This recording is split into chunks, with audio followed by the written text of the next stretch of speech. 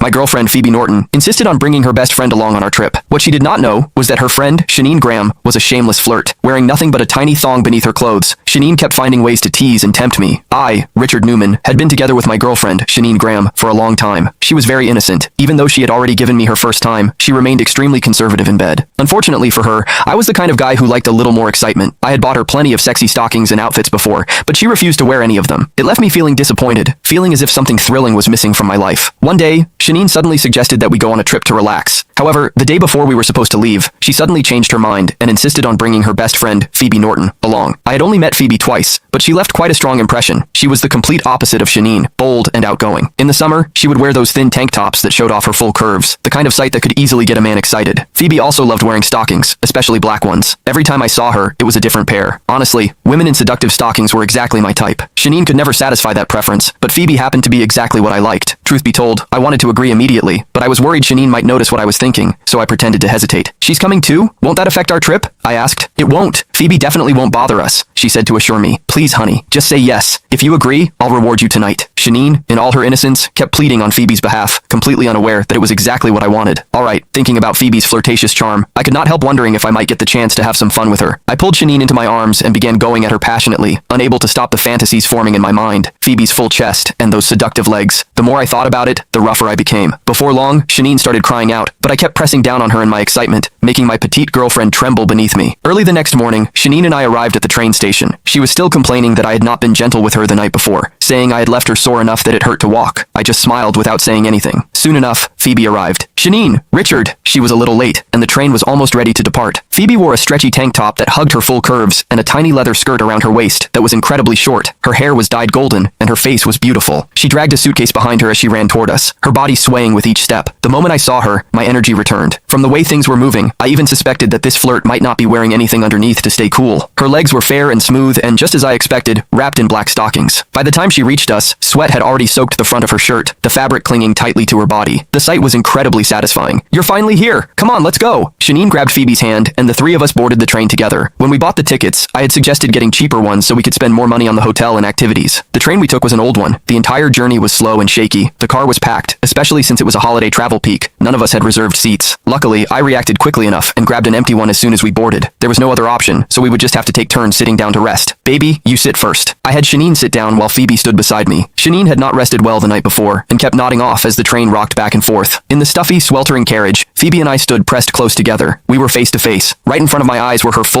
Click the link in my bio to get the full story for free.